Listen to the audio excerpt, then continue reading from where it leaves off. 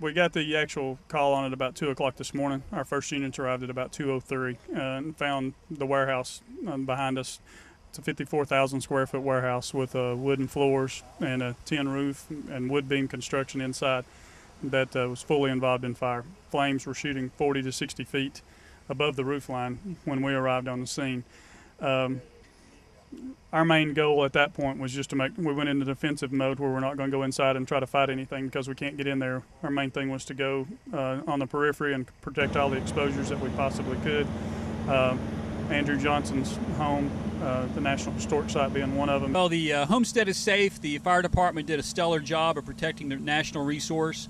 The homestead will be closed today for tours, and we're just very thankful that the fire department performed as well as they did here. It was just wonderful.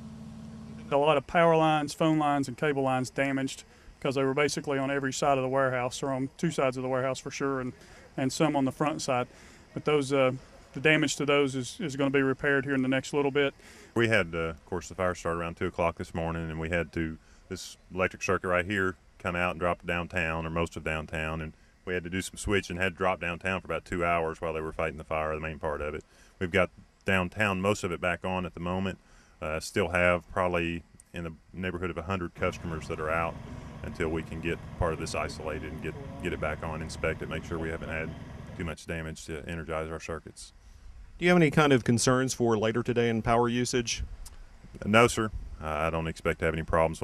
I think within an hour we should have all but perhaps 2 of our customers back on, so I think we're going to be in good shape. It is the cause of it's under investigation. It is very suspicious, and there are a couple of parties of interest at this point.